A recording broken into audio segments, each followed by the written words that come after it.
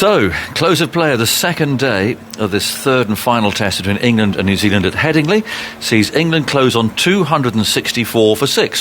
Sounds pretty undramatic, really, doesn't it? But the score was 55 for 6. They were 274 behind. They're now at 65 behind, thanks to this partnership of 209 that's still ongoing between Jonny Bairstow, who scored his 10th Test century, and of course his second now in 10 days or thereabouts. 130 not out from 126 balls. He's hit to 21 fours. And Jamie Overton, in his first Test match, who came in at 55 for 6, is 89 not out.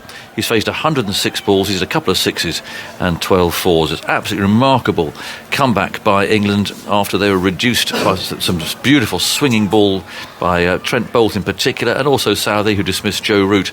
Lees was out for 4, Crawley for 6, Pope for 5, Root for 5, Stokes for 18 innings, I'm sure we'll talk about in a moment, and Folkes for a duck. So 55 for 6 in the 12th over, with Overton and Bairstow just playing themselves in, playing calmly, and then unleashing this onslaught, certainly in Jonny Bairstow's case. And that's only part of it, because of course New Zealand were batting when play resumed today. They lost their last 5 wickets for 104 runs, their last 3 for 4 in fact, with Jack Leach cleaning up.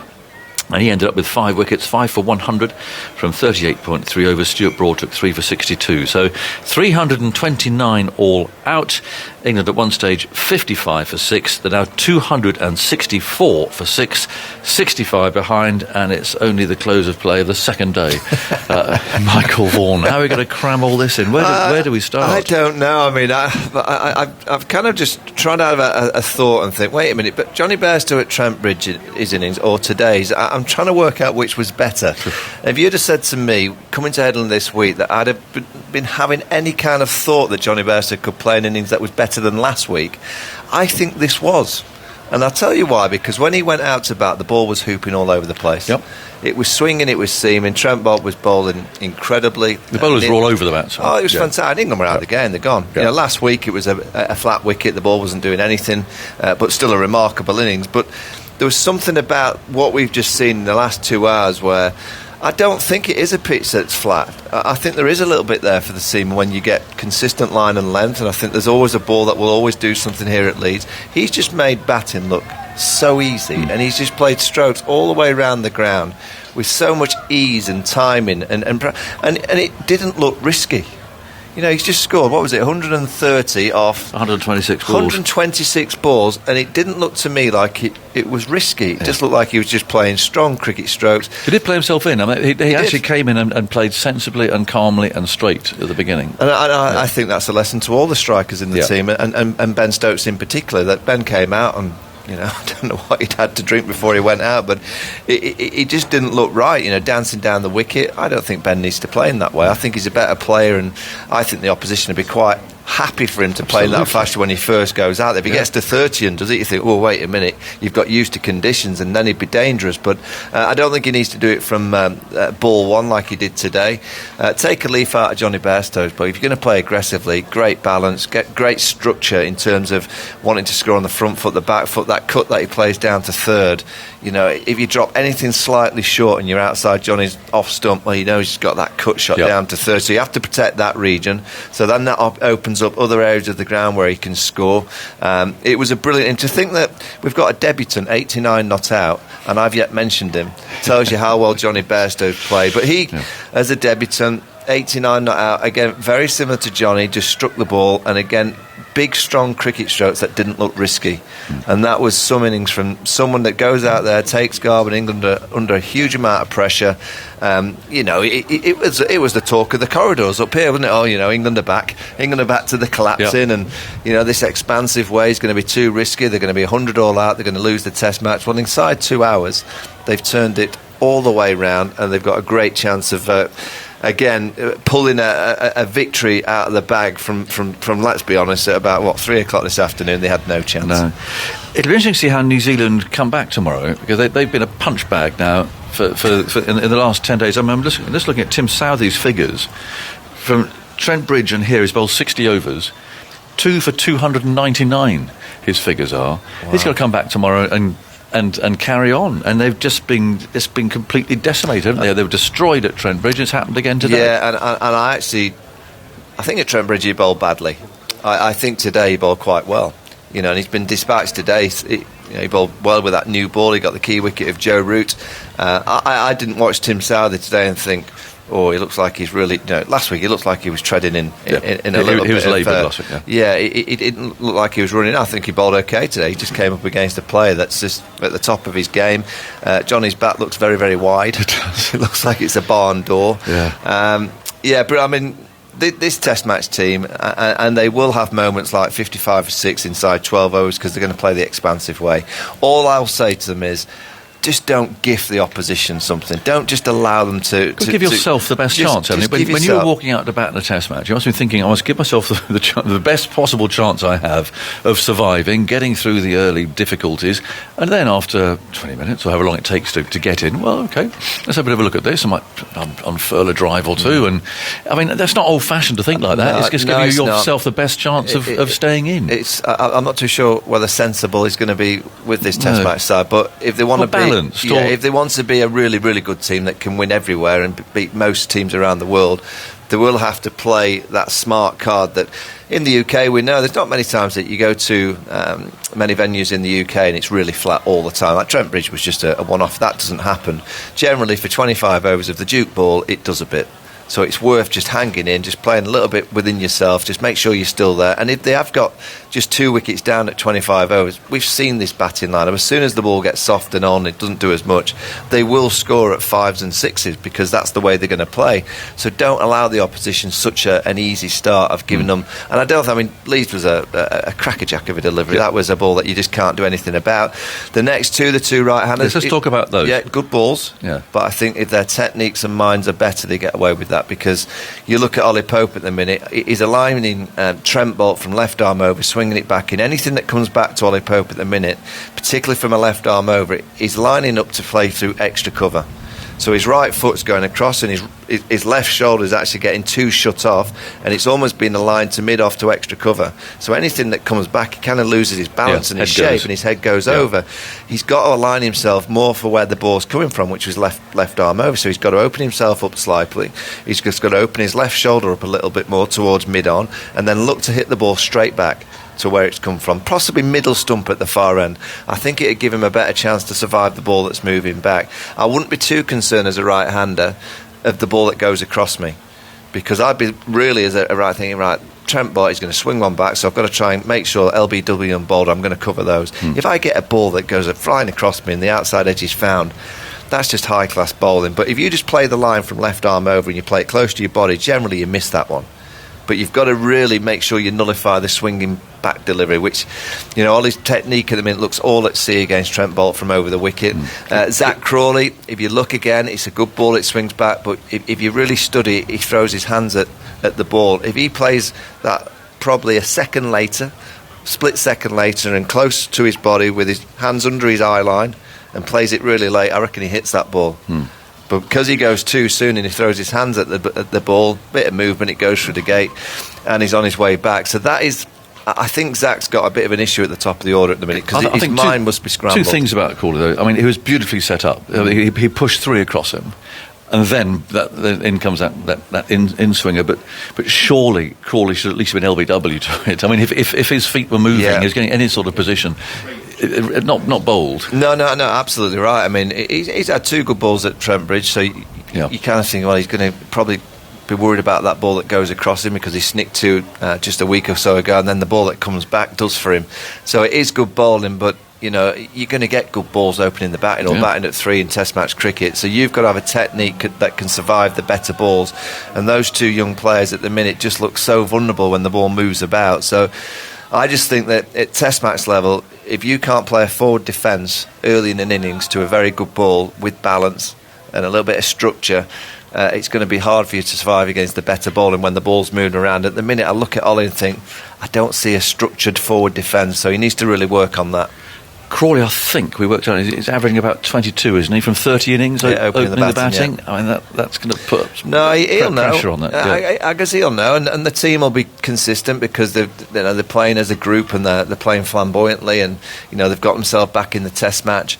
You always feel in Test cricket when you're not scoring runs, if you keep winning, you'll get another game. If England lose a game, and you get another low score in the second innings, it wouldn't surprise me if they go, you know what, we need to make the change.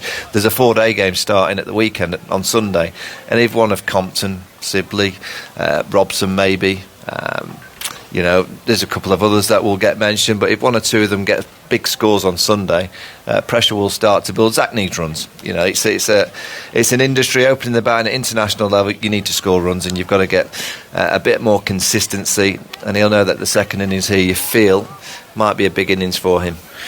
Must mention Root coming out, and of course Headingley, the Root is always running out. You know, he obviously looks in such bouncy form at the moment. His first ball, boom, he clipped it to mid-on. It went straight to the fielder, but it was he's just obviously seeing the ball so well. I mean, so to get him out, caught behind for 5, that's got to be a decent delivery.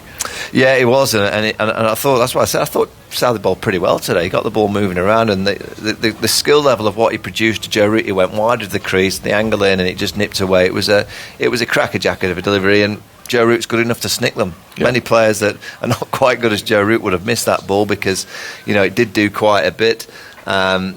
You know, it was that run out. It was Zach Crawley nearly run him out. Yes. About the third ball he was out there. And that throw from Kane Williamson from mid-off, it wasn't to be, but the Yorkshire faithful have seen a Yorkshire lad in Johnny Bairstow play the most remarkable innings. All I ever say is when you come to Headingley, it's Test match cricket, special things happen.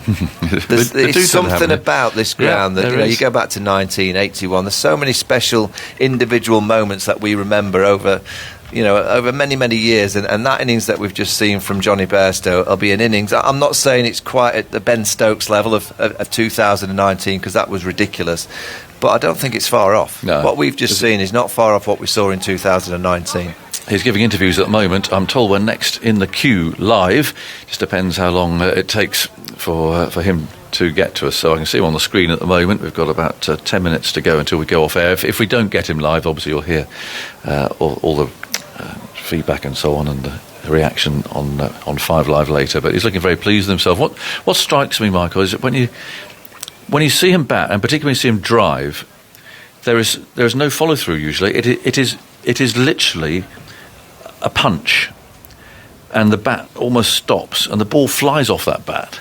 I mean, that's obviously brilliant timing, I'd suspect. I mean, technique on everything right, and weight going in the right direction. But there aren't many players I've seen play a drive in that way, where the ball just stays hit. No, I'll tell you about when he first came into the Yorkshire ranks. I remember having a bowling machine sat out in the middle, and he was hitting the ball down towards the rugby stand end, and I'd never seen anyone in my life that could hit a bowling machine ball over the stand with that kind of technique. Right. And it wasn't a full swing, it was just a little, like a right-handed punch, just a little punch, and the ball was flying over the rugby stand.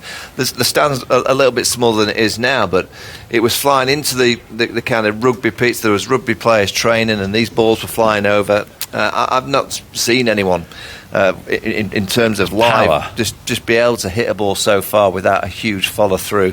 What was really impressive today, because that ball that swings back to Johnny Bairstow, we know he's vulnerable. Yep. You know, he gets bowled. He had to play technically so well to the ball that was swinging back from 2 left arms early in his innings.